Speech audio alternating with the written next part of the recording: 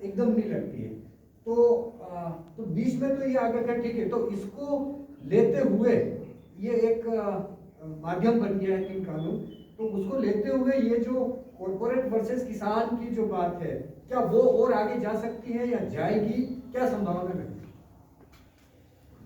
मैं एक बार इसकी बात कर देता हूँ, हाँ। मेरे को सौखा रहेगा। ठीक है, ठीक है। हाँ, इसके बारे में देखो, मैं ये कहना चाहता हूँ कि जे आंदोलन उसको पूरी करे या ना करे, ये एक बात है, कर भी सकता है नहीं भी कर सकता, लेकिन इसमें से, इस आंदोलन में से जो लोगों का समझ का लेवल है ना, सोचने का जो लेवल है, वो जो आगे बढ़ रहा है ना, वो लोगों की वो चेतना जो आगे बढ़ रही है, वो हमारे इस बात को, जो जिस बात को हम कह रहे हैं, उस बात को पूरा करने के लिए उसकी ज्यादा जरूरत थी और है।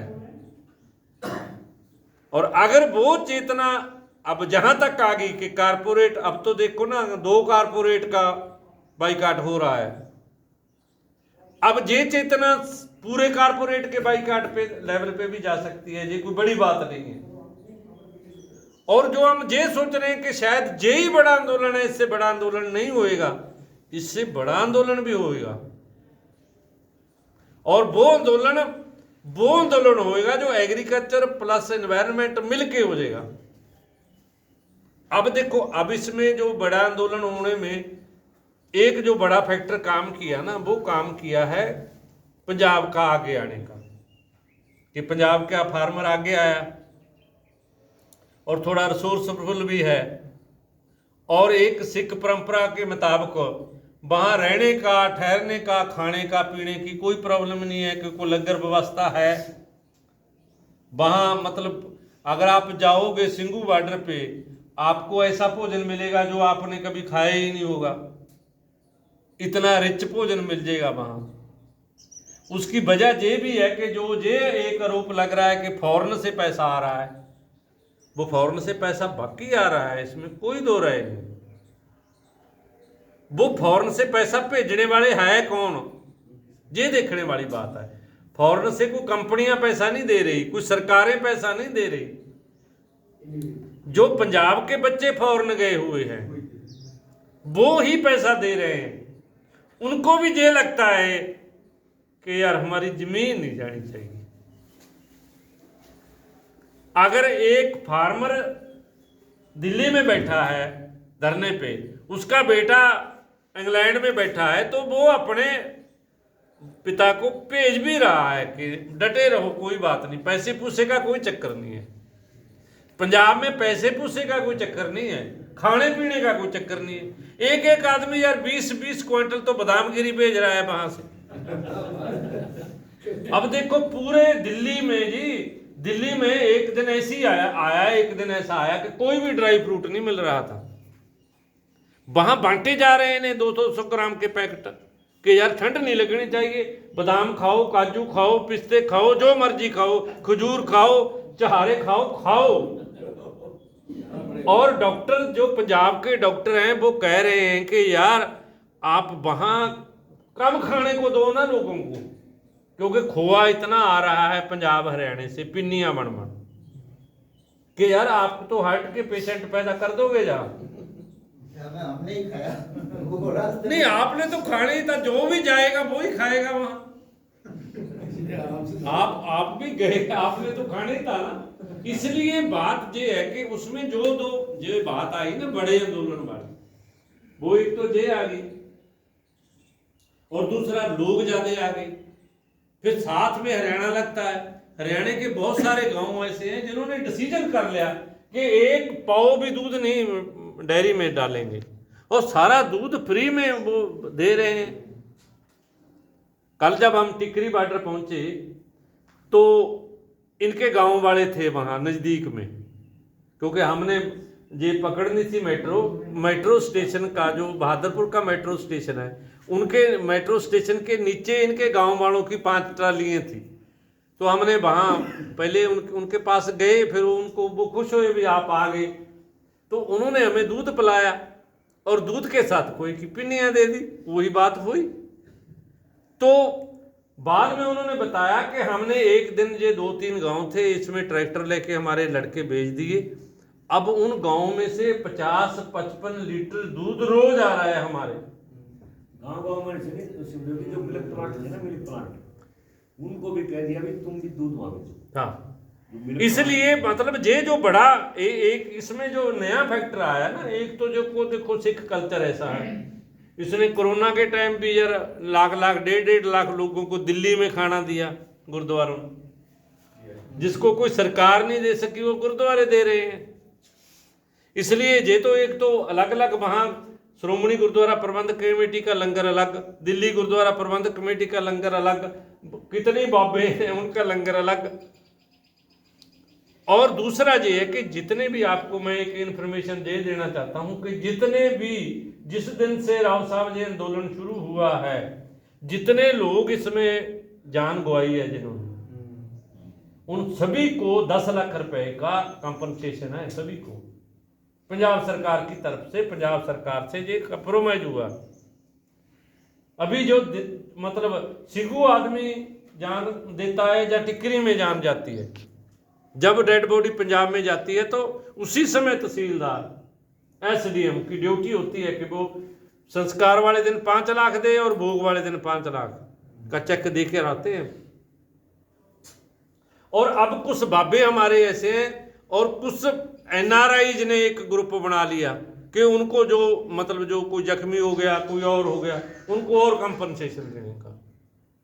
इसलिए एक तो ये बात होगी ना कि थोड़ा सिख समाज इसके आगे आ गया, उसका एक पॉजिटिव फैक्टर तो ये हो गया, एक उसका नेगेटिव फैक्टर ये हो गया कि इस पे खालिस्तान का बिल्ला भी लगा, इस पे ये वो भी हुआ। ये नेगेटिव भी है सिख समाज के आगे आने का, सिर्फ पॉजिटिव ही नहीं है, नेगेटिव भी है, लेकिन वो चल नहीं सका सरकार का, क्योंकि पहले तो इनको ये लगता है कि यार ये फार्मर थोड़ी हो सकते हैं। मेरे को हैदराबाद से फोन आया सरस्वती का, वो कह रही थी सुदेव जी ये जो आ रहे हैं ये फार्मर है क्या? मैं आपको क्या लगता है? कहीं इतने इतने इतने बड़े ट्रैक्टर हैं इनके पास। मैंने कहा ये पंजाब वालों के पास तो है ही है। ये कुछ लोगों को ये भी लग रहा था ये फार्मर ही नहीं है, इसलिए क्योंकि उनके अंदर जो फार्मर की तस्वीर बनी हुई है ना, वो फटे कपड़े वाला आधनंगा वो फार्मर है। वो किसी फार्मर का बच्चा जीन पा के वहां खड़ के कोई बात कर दे और वो मतलब ट्रैक्टर ट्राली चला के वो जो इन्होंने रोके लगाई हैं वो इधर उधर कर दे, वो तो इनको ये लगता है ये फार्मर थोड़ी हो सकता है, ये तो कोई है, ऐसे ही है। इसलिए नेट सेल में मैं जो बात आपने जो सवाल किया ना वो यही है कि अगर ये आंदोलन आगे जाता है, अब जो ये डिमांड है इससे पीछे तो कोई वहाँ लीडरशिप कंप्रोमाइज नहीं कर सकती। लोगों का प्रेशर इतना है कि अगर लीडरशिप चाहे भी ना, जो ये 41 लोग जाते हैं, अगर ये चाहे कि कोई इधर उधर का कंप्रोमाइज कर लें, ये भी कंप्रोमाइज करने की स्थिति में ही नहीं है। अगर वो कर लेंगे लोग नहीं उठेंगे, ये गारंटी के साथ मैं कहता हूं आपको।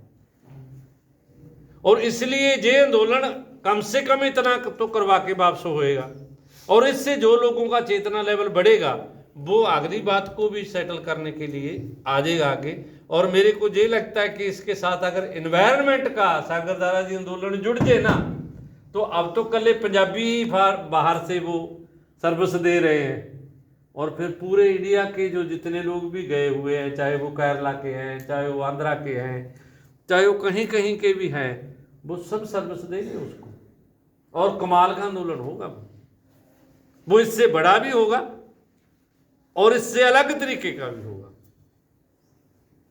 इसलिए ये आंदोलन है जो इसने एक रास्ता दिखाया है, इसने बहुत सारे उन लोगों को भी में भी जान डाली है, कुछ पार्टियों में भी जान डाल दी है।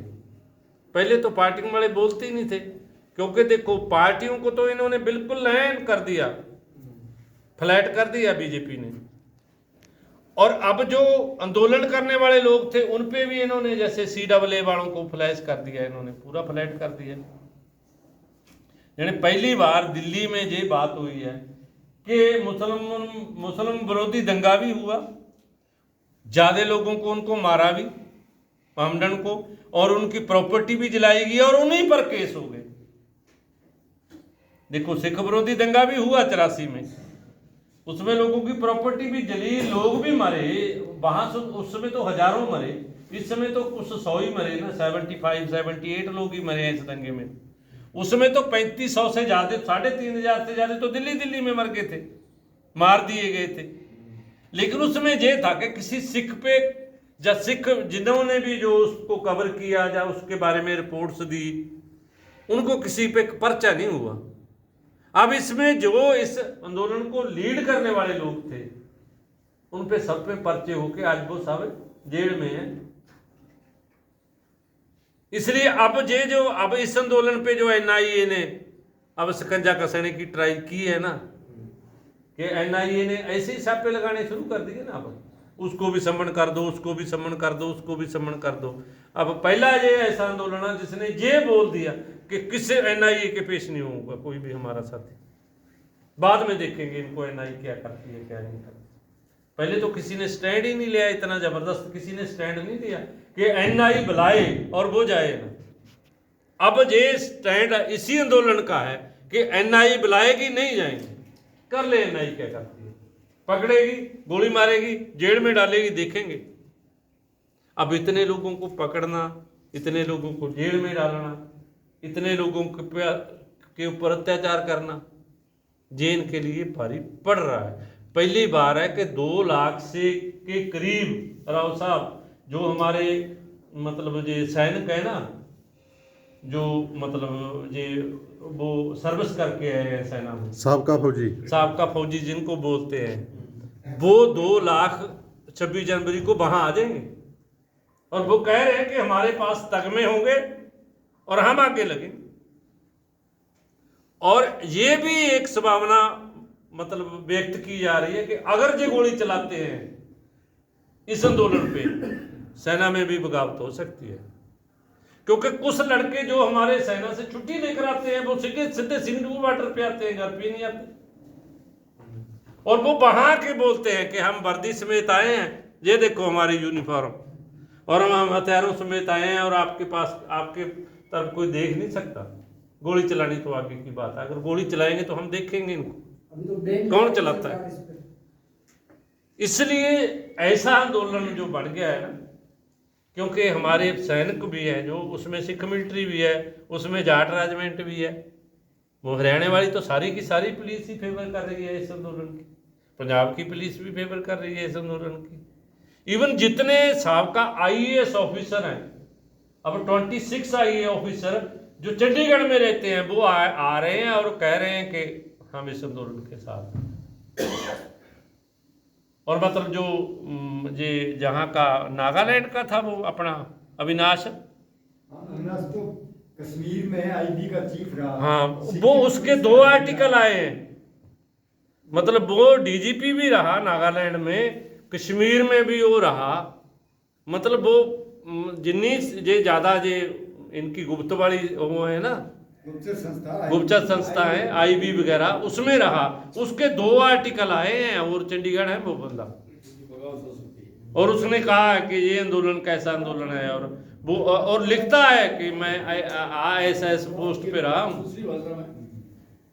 और लेकिन छाप दाबैर ने छापते उसके 2 आर्टिकल। मतलब ये इसलिए ये आंदोलन बड़ा आंदोलन बन गया है।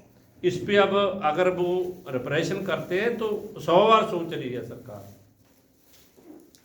और अब इसको जैसे जैसे ये थोड़ा बड़ा होता जा रहा है, जैसे सरकार को तो ये था कि ये थक देगा, ठीक है, इनका राशन भी खत्म हो जाएगा। अब राशन वाला तो उनको पता चल गया कि राशन तो नहीं इनका खत्म होएगा, ये तो सरकार को क्लियर हो गया। अब ये थक जाएंगे, ये भी काम हो गया ना, क्योंकि हमारे तो वो हो गया यार, 1 हफ्ते के लिए जाना है, मतलब गांव में 100 लोगों ने 1 हफ्ता लगा के फिर वापस आ जाना है। उसमें 50 मतलब जो 100 आदमी आता है उसमें 20 लेडीज होती हैं, 80 70 75 जेंट्स होते हैं। और ये आंदोलन एक ऐसा आंदोलन है जिसमें सबसे ज्यादा लेडी है। मतलब हमारे पंजाब में हमने ऐसा कोई आंदोलन नहीं देखा जिसमें इतनी महिलाएं हों। अभी ये 2 जो लीडर थे ना, गरेवाल और जियानी हमारे बीजेपी के, जो मतलब पंजाब के लीडर हैं, वो अमित शाह को अलग मिल के गए, मोदी को अलग मिल के गए, अब 18 तारीख को जो महिला दिवस मनाया गया, और वो गरेयाल और जैनी के गांवों में, दोनों लीडरों के गांव में महिलाओं का इकट्ठ हुआ। मैं आपको उस इकट्ठ की कुछ फोटोग्राफ्स दिखाऊंगा। मतलब 20-30 हजार महिलाएं एक एक गांव में इकट्ठी हुई है। मतलब इतना रश, और उनको उनकी बोलती बंद होगी, मुड़ के उनको स्टेटमेंट नहीं आई कोई अभी तक उनकी कि बोलो सही आप किसान आंदोलन के खिलाफ। फिर देखते हैं आपका क्या बनाते हैं। इसलिए ये पूरी तरह एक मास आंदोलन बन गया, और लोगों को जैसे जैसे लोग, आप कोई भी लिटरेचर दे के आओ, लोग बहुत तरीके से पढ़ते हैं, कोई नहीं फेंकता। आप पर्चे बांट के आओ और उसके बाद आप चक्कर लगाओ, आपको एक भी पर्चा नहीं मिलेगा फेंका हुआ। और पहली बार ये हुआ है कि 5 जाट बैठे हैं, हुक्का गुड़गुड़ा रहे हैं, 5 उनके साथ सामने सरदार बैठे हैं। पहले तो तंबाकू पीने वाले को हमारे सरदार उदी पीट देते थे कि यार हमारे सामने तंबाकू पीते हो ना। अब नहीं कोई ऐसा, अब वो गुड़गुड़ कर रहे हैं, वो सामने बैठे हैं, बातें कर रहे हैं, कोई बात ही नहीं है।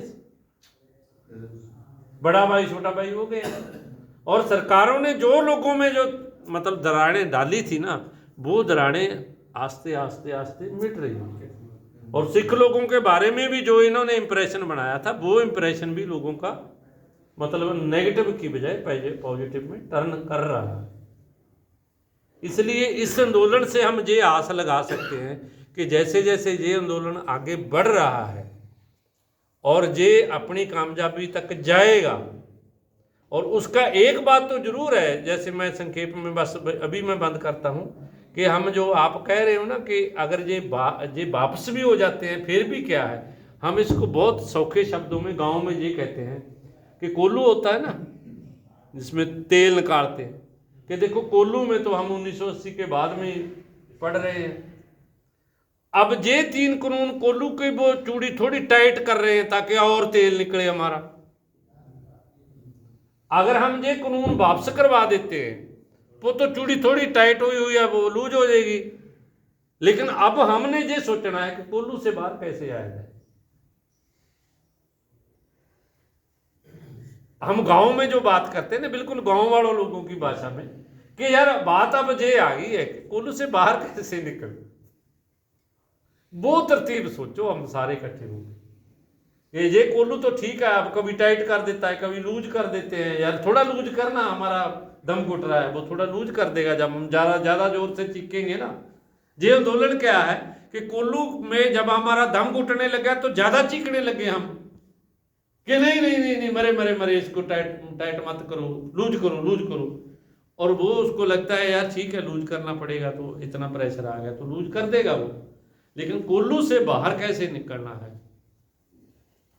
उसके लिए ही हम इस मीटिंग में बैठे हैं। ये हम सिंपल लोगों को की भाषा में जो बात करते हैं, तो ये बात आम आदमी के भी समझ में आती है कि यार ठीक है कोल्लू में तो हैं, और कोल्लू से बाहर कैसे निकले, ये बात ठीक है। ये तो निपीड़े तो गई।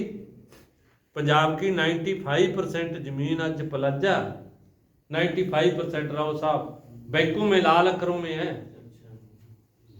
आज ये सारे बैंक इकट्ठे होके कह देना कि हमारे को पैसे चाहिए, यार हमारी बैंक की कंडीशन खराब होगी, अपनी जमीन सामो पैसे दो। 5% लोग भी अपनी जमीन को फक नहीं करवा सकते, बैंक से छुड़वा नहीं सकते। ऐसी कंडीशन, ऐसे कोल्लू ने इतने निपीड़ दिए हैं। अब कोल्लू से बाहर निकलना है, उसके लिए ये मीटिंग हमारी सार्थक हो सकती है। इतने ही धन्यवाद। एमएसपी की हम जब बात करते हैं तो एक अनुभव मेरे ध्यान में आता है।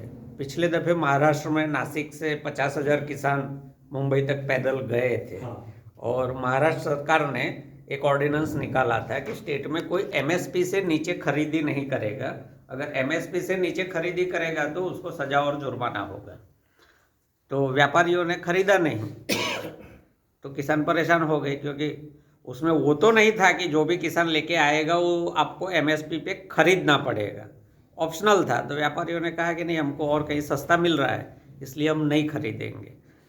इसके बारे में सोचा है कि अगर ऐसा नेशनल लेवल पे होता है तो रास्ता क्या हो, या उसका कानून में क्या प्रावधान हो। नहीं उस डिमांड है वो ये है कि ये मतलब क्रिमिनल डिक्लेयर करो कि क्राइम डिक्लेयर करो इसको कि कोई भी एमएसपी के नीचे खरीद नहीं सकता, चाहे वो एफसीआई है, चाहे वो किसी स्टेट की कोई एजेंसी है, चाहे कोई प्राइवेट प्लेयर है। क्योंकि जब हम एमएसपी का मतलब ये है कि वो तो कम से कम है ना। हमारे पंजाब में दो बातें चलती है नहीं, वो मैं समझ रहा हूँ, हाँ। वो ज्यादा है ऐसा मेरा कहने का मतलब नहीं है। हाँ। सरकार तो जितना खरीदी करती है वो एमएसपी पे ही करती है, लेकिन जो प्राइवेट व्यापारी है, अब मान लो इंटरनेशनल प्राइस कम है गेहूं की, नहीं कम, यही तो बात है। हाँ। मेरे को एक बात मैं ये बताओ, वही जानना मैं चाहता हूँ। मैं आपको ये बताना चाहता हूँ कि इंडिया में जितना मतलब राइस है, वर्ल्ड में सबसे ज्यादा जो चावल है वो इंडिया में है, और गेहूं का भी रेट है वो इंटरनेशनल मार्केट से ज्यादा कहीं नहीं है। मैं अलग अलग देशों में जितने भी मेरे मित्र हैं, ऑस्ट्रेलिया में, कनाडा में, जहां से ये कहते हैं ना कि हम वहां से खरीद लेंगे, उनसे सबसे मेरी बात होती है, वो कहते हैं यार पंजाब से सस्ता तक कहीं नहीं है। कनाडा वाले ये कहते हैं कि 65 रुपीज केजी हमें आटा मिलता है, और वो भी उस एरिया में जहां गेहूं होता है। जिस स्टेट में गेहूं नहीं होता उसमें 125 रुपए केजी आटा मिल रहा है, और वो भी आम टाइप का, कोई मतलब ज्यादा ब्रांडेड नहीं है या मल्टीग्रेन नहीं है, सिर्फ गेहूं का। तो हमारे एमएसपी पाके भी देखो, पूरा टैक्स पाके भी देखो कितना का की रेट है। हमारे जितना सस्ता आटा कहीं नहीं है, हमारे जैसे सस्ते चावल कहीं नहीं है। और हाँ, बात जो कंफ्यूजन की बात है ना, वो इतनी ही है कि जरा हम कह रहे हैं हमारे पास एक्सेस है, अगर सबको पेट भरने के लिए दे दो शायद एक्सेस ना रहे। इतना अनाज होने के बावजूद भी यार 40% तो लोग तो मतलब पूरा पेट भर उनको खाने नहीं मिल रहा है, फिर एक्सेस किस बात का है। इसलिए आप मेरे को कभी भी बताओ कि इस क्रॉप का हमारा रेट वो वर्ल्ड मार्केट से ज्यादा हो। कभी कभार आता है चीनी का, कभी कभार नहीं, किसी क्रॉप का अभी तक हमारा रेट वर्ल्ड मतलब मार्केट से ऊपर नहीं गया। 13% कम है एवरेज जो वर्ल्ड का है। हाँ, एवरेज जो वर्ल्ड का है ना सब क्रॉप का, वो 13% कम है वर्ल्ड मार्केट से। इंडिया का अगर हम उसका एवरेज निकालेंगे तो 13% कम तो है, ज्यादा नहीं है। इसलिए ये ऐसी हमारे को ऐसी कह देते हैं जी हम वर्ल्ड मार्केट से खरीद लेंगे, हमारे किसान डर जाते हैं यार शायद ये वर्ल्ड मार्केट में इससे सस्ता हो जाएगा। नहीं, ये सवाल सर, एमएसपी पे कानून बढ़ जाता है तो इन 3 जो कानून बने हैं, काले कानून हैं जो, इनकी इम्पोर्टेंस वैसे एकदम ऑटोमेटिकली ही खत्म हो जाएगी, ये बात कितनी सच्ची है? नहीं, इसमें ये क्या है ना कि देखो, एक तो बात ये है कि अगर लोग किसी चीज को अच्छी तरह अंडरस्टैंड कर लेते हैं तो कानून बने भी रहे यार जी हमारे से इंप्लीमेंट कराने, अगर हम इंप्लीमेंट करने के लिए तैयार ही ना हो, जी कानून बने भी रहे हमारा क्या कर लेंगे। हम एक गांव के लोग हैं, आप अपने गांव में ये डिसीजन कर लो कि हम एपीएमसी मार्केट से बाहर कुछ नहीं बेचेंगे, आप ये डिसीजन कर लो कि हम किसी कंपनी के साथ कोई कॉन्ट्रैक्ट नहीं करेंगे, आप ये डिसीजन कर लो कि हम जो एसेंशियल कमोडिटी वाली जितनी भी जो आइटम इन्होंने एसेंशियल कमोडिटी से बाहर निकाली है, उसमें अनाज निकाल दिया इन्होंने, दलहन, तिलहन और आलू और प्याज ये निकाल दिए। आप कह दो कि यार हमने किसी प्राइवेट प्लेयर को देने ही नहीं, तो इम्प्लीमेंटेशन कैसे होगी? कोई भी लॉ जो सरकार बनाती है ना, वो इम्प्लीमेंटेशन उसकी सिर्फ तभी होती है जब लोग उनके साथ किसी ना किसी तरीके से कन्विंस हो जाते हैं। अगर एमएसपी वाला कानून बढ़ जाता है ना तो क्या होगा, तो एक बात ऐसी होगी कि जे जो प्राइवेट कंपनियां हैं ना, जे एमएसपी से ज्यादा रेट से हमारे से खरीदेंगी, क्योंकि इन कंपनियों के पास आज जो एक पुराने किस्म का कैपिटलिज्म था ना, जिसको कॉम्पिटिटिव कैपिटलिज्म कहते थे, वो कैपिटलिज्म नहीं रहा। आज का कैपिटलिज्म कारपोरेट स्टेज पे पहुंच गया है, ये स्टेज उससे अगली स्टेज है। जे कंपटीशन के नाम पे मोनोपोलाइज करना चाहता है। अब देखो ना, रिलायंस वालों ने क्या किया, 1.5-2 साल फ्री डाटा दिया ना, नहीं दिया। किसके लिए दिया? रिलायंस को फेल करने के लिए। अब आप मॉल से सामान खरीदते हो, ऑनलाइन सामान खरीदते हो, वो सस्ता क्यों मिलता है? क्योंकि उन्होंने दूसरी चीजों को फेल करना है। इन कंपनियों के पास तो स्पेशल बजट होता कि इतना तो लटा दो एक बार, ताकि दूसरा पक्के तौर पे लिट जाए। इसलिए ये अगर ये कानून रहते हैं ना, तो फॉर द टाइम बीइंग ये ऐसा कर देंगे कि मतलब, क्योंकि पैसे का लालच तो आम आदमी में है, जे एमएसपी से ज्यादा दे देंगे। और उसमें से क्या होएगा, 2 साल आप 4 फसलें मतलब एपीएमसी में नहीं लेके जाओगे, वो अपने आप ही खत्म हो जाएगी। जब वो खत्म हो जाएगी तो गया काम। इसलिए इन कानूनों को रिजेक्ट कराना भी उतना ही जरूरी है जितना एमएसपी के लिए लाभ बनाना।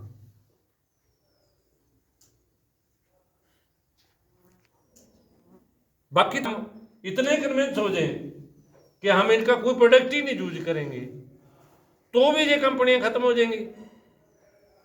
जैसे हमारे गांव में पहले कहते होते थे, जो ये सेठ होते थे ना व्यापारी, पंजाब में इनको महाजन बोलते थे। हाँ, तो वो हमारे बुजुर्ग कहते थे यार महाजन के साथ लड़ाई थोड़ी करनी होती है यार, उसको मारना पीटना नहीं होता। महाजन के तो 2 महीने सामान खत्म, सौदा लेना बंद कर दो, महाजन साला अपने आप मर जाएगा। अब इन कंपनियों के, अब देखो ना इनको कितना तकलीफ हो रही है। रिलायंस कह रहा है कि मैं एग्रीकल्चर में नहीं आ रहा, लेकिन आप रिलायंस के माल में जाओ ना, वहां सारी दालें मिलेंगी, आटा मिलेगा, इवन फ्रूट मिलेगा, इवन सब्जी मिलेगी। अगर वो एग्रीकल्चर से कहीं से बाहर से आ रहा है, चीनी वहां मिल रही है, दालें वहां मिल रही है, ड्राई फ्रूट वहां मिल रहे हैं, फ्रूट वहां मिल रहा है, सब्जी वहां मिल रही है, फिर वो अगर ये एग्रीकल्चर में आने ही नहीं चाहता तो वो कहां से आ रही है? वो तो एग्रीकल्चर से आ रही है। इसलिए ये बात है ना, जो कि ये 3 कानूनों को, जैसे ये एसेंशियल कमोडिटी एक्ट है, इसके साथ तो वो बनावटी थोड़ा पैदा करेंगे। चलो फार्मर है, वो फार्मर में तो ये एक कल्चर है कि वो 1 साल का अपने पास रख लेता है। जब चावल आ गए 1 साल के चावल रख लिए, गेहूं आ गया 1 साल का गेहूं रख लिया, दाल आ गई 1 साल की दाल रख ली, गुड़ आ गया 1 साल का गुड़ रख लिया। लेकिन सारे लोग कैसे करेंगे ये बात? फार्मर तो कर लेगा। एक कोई एम्प्लाई है, एक कोई मजदूर है, वो तो रोज खरीदेगा ना। हमारे तो खेत से आ जाएगी सब्जी। आजकल साग ही बहुत है, 3 दिन चलता है सर्दी में, और 3 दिन आराम से साग खा लेंगे लोग। शहर वाला कहां से खाएगा, मुलाजिम कहां से खाएगा? इसलिए ये जो एसेंशियल कमोडिटी एक्ट है ना, ये उनको प्रॉफिट दिलाने के लिए आ रहा है। इसलिए इसकी पहले एक बात ये समझने की जरूरत है कि ये जो एक्ट आ रहे हैं, कोई भी एक्ट बनाता है ना, उसका कोई पर्पज होता है एक्ट बनाने का।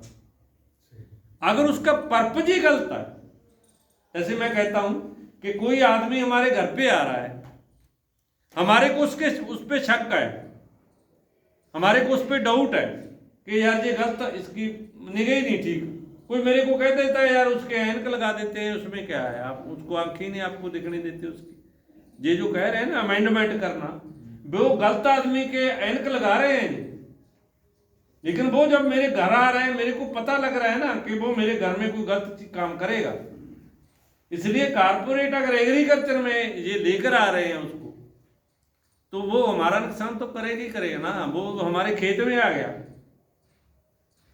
हमारे खेत में आ गया तो हमारा नुकसान करने के लिए आया, फायदा करने के लिए नहीं आया। फायदा तो उसने खुद का करना है, फार्मर का। इसलिए जो कहते हैं ना, कई लोग मेरे को कहते हैं यार इतने किसान जिद्दी, यार वो कह रहे हैं 8 अमेंडमेंट, फिर उन्होंने 11 अमेंडमेंट दे दी, अब 14 अमेंडमेंट करने के लिए भी तैयार है। मैंने कहा 15-16 तो सारी क्लाज है उसकी, यार जो 14 करने के लिए तैयार है तो 2 और कर दो, खत्म हो जाएंगे वो। असल उनको ये है कि इसका पर्पज वो ही रहे, और उसमें थोड़ी मोटी उनके एंक लगा देंगे, उनको ऐसा कर देंगे, उनका ड्रेस बदल देंगे। गलत आदमी का ड्रेस बदलने से, एंक बदलने से आदमी नहीं बदलता, ना ही उसका मनोर्थ बदलता है। इसलिए हमें इन कानूनों के बारे में ये समझना चाहिए कि इसका मनोर्थ क्या है। जब आप उसके उद्देश्य पे शक कर रहे हो, या डाउट कर रहे हो, या आपको ये है कि इसका उद्देश्य ही माड़ा है, तो आप उसको कैसे प्रवान कर सकते हो? शोधों के साथ, अमेंडमेंटों के साथ कर नहीं ना सकते। यही बात है बस असल में, कि कोई भी कानून है उसको कोई मकसद है। अब देखो जो ला तो लेबर वाले कानून है, बस एक मिनट, लेबर वाले कानूनों में पहले तो ये था कि ट्रेड यूनियन एक्ट बना था, वो इसलिए बना था ना कि जो ट्रेड यूनियन के लीडर थे उनको परेशान करती थी मतलब जो इंडस्ट्री, उन्होंने उनको प्रोडक्ट कर दिया, वो क्या उनको पता नहीं क्या दर्जा दे दिया, एक उनका नाम है, मेरे को इतना नहीं पता, अब भूल, प्रोटेक्टिव वर्क। अब इन्होंने बदली दिया, अब क्या कि मतलब उनको फैसिलिटी देनी है इंडस्ट्री को। अब जो कानून बनाए हैं ना नए, वो इंडस्ट्री को फैसिलिटेट करने के लिए बनाए हैं, वर्करों को फैसिलिटेट करने के लिए नहीं बनाए।